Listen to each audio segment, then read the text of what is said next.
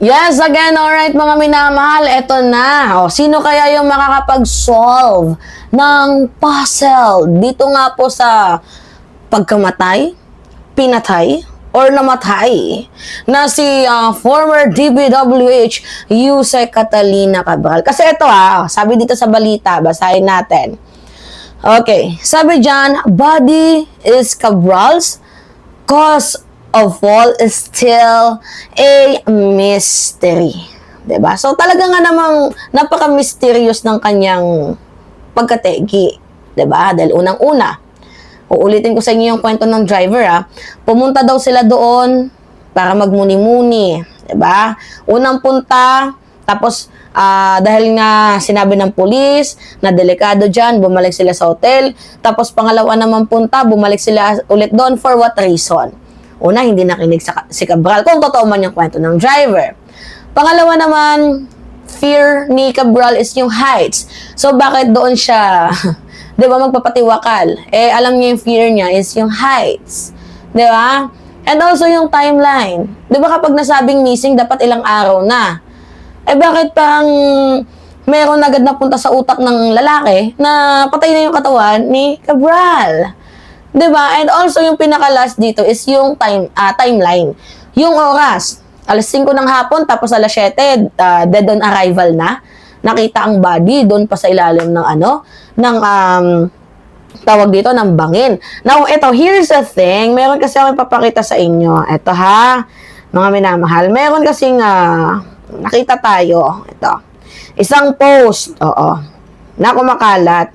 Pakita ko sa inyo nasa na ba yung post na yon at kayo na yung humusga dito. Ito theory lang to kasi mas lalong dumadami yung yung conspiracy, yung mga nagiging Detective Conan dito sa pagkawala kasi ayaw ipakita yung walang autopsy, ayaw ipa-DNA, ayaw ipakita yung mukha ng bangkay, walang lamay. So, how can we say na si Cabral nga ang nategi?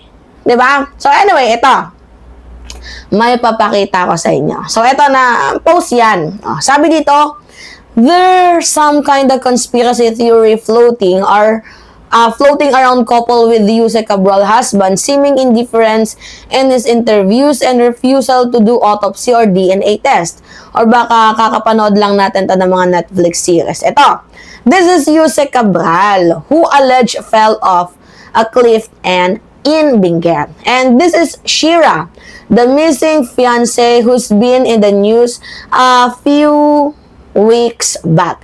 May connection kaya. Naalala ninyo yung bridal, diba? Kasi viral gulat nga ako. Bride, tumakas, 5 araw bago ang kanilang kasal. Diba? Alam nyo naman yon. So, may nagsasabi na umalis daw, hindi na nagpakita, tapos wala na. Diba? Hindi na nagparamdam. Walang dalang cellphone or kung ano-ano pa. Tapos, diba, alam naman natin na itong taong to, yan, matagal nang wala. Weeks na. Tapos, and then, suddenly si Cabral, nategi.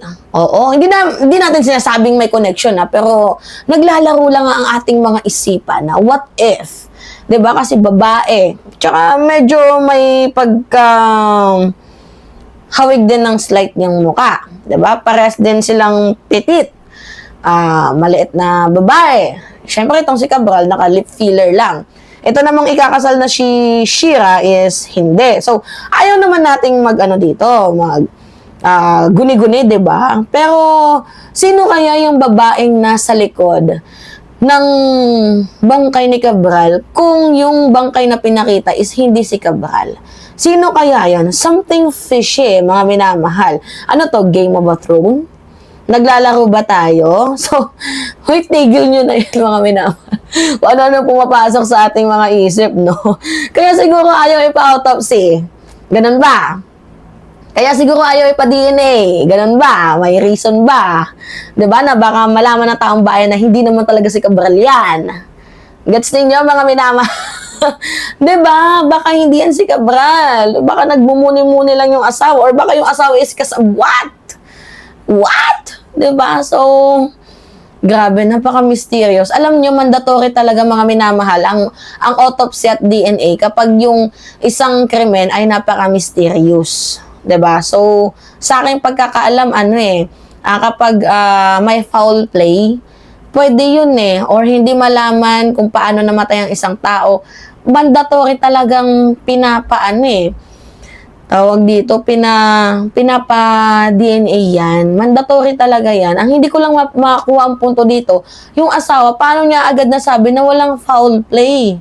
Di ba? Tsaka bakit siya lang yung tipo ng asawa na hindi ko makita na mayroong sense, di ba, ng pagmamahal sa kanyang asawa. Kasi siya lang yung namatayan na ayaw ng hustisya. Siya lang yung namatayan na ayaw niyang ma-solve ang krimen, di ba? At saka, hindi din sincere yung kanyang pangiyak-ngiyak. Inaway yung DILG, inaway yung PNP. Di ba? Tama ba yun? Na dapat kung tutuusin, magpasalamat pa nga sila dahil tinutulungan sila. Di ba? Anyway, may naalala naman ako. Speaking of pasasalamat, eto na nga, oo. Imbis na magpasalamat, no? Eto nga, ibang mga DDS. 'Di ba? Dahil nga konti na nga lang sila tapos ngayon ang nangyayari nag-aaway-away pa. Oo, imbes na magpasalamat na lang sila dahil kahit papaano may mga naniniwala pa sa circle nila. Ang ending sila pa yung nag-aaway-away. Ito lang, short topic lang to, kahit mga 3 minutes, mga minamahal. May naalala kasi ako. Tawang-tawa kasi ako sa mga pumirma dito sa signature campaign na ginawa ni Alpotera na nakarating abot hanggang doon, Hong Kong. Tinulungan kaya ni Bibi Sara Duterte, mga minamahal, yung 8, di umano, na OFW na nahuli doon sa Hong Kong dahil sa signature campaign na pinapangalat ni Alpotera. Sige nga, ito tanong lang to natulungan kaya ni Sara? Kasi as far as I know, government yung hiningan nila ng tulong si PBBM. Di ba? Ito tarantado talaga tong si Alpotera, no? Tarantado din tong amo ni Alpotera na si Small Boy. Di ba kung hindi nyo ba naman pinahamak yung mga supporters ninyo? Kaya sinasabi ko sa inyo hindi lahat ng nandyan sa likod ni former President Duterte na sumusuporta sa kanya harap-harapan sa social media ay totoo. Hindi lahat yan totoo. Ang iba ginagamit lang si Digong for fame, for clout, and also for money. Ginagawang negosyo si Digong. Kaufman nga, ginawang negosyo si Digong the more na nadidelay, the more na mas kumikita si Kaufman. Si Sara Duterte, the more na nadidelayed, the more na tawag dito, the more na nakakapag-gain siya ng sympathy. Ito naman itong mga DDS katulad nila Alpotera, the more na nadidelayed, the more na mas kumikita yung kanilang negosyo. Tama ba yun? Ay matanda ginagawa ninyong pagkakaitaan? Kakaloka. Diba? At saka itong si Small Boy, yung amo ni Alpotera, ano yun maka-PBBM yan, maka-admin, nakikibeso pa yan kay President Bongbong Marcos, pati kay FL.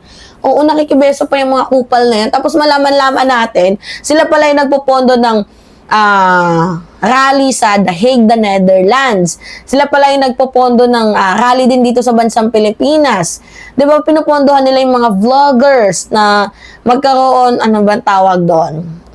Business class na trip doon sa ibang bansa. Di ba naman talaga? Oo, tapos ang ginagawa lang nila doon is nagkakalat, di ba? Alam mo, Small Boy, kung talagang maka-administrasyon ka, bakit? Bakit? Oo. Hindi mo utusan si Alpotera na mag-post ng Sara resign para malaman namin talaga na totoo ka. 'Di ba? Dito sa ating mahal na First Lady. Anyway, going back dito sa ating topic, aray mo. 'Di ba nakakaloka mga minamahal? Naalala ko lang talaga. 'Di ba nakakaloka? Can you imagine?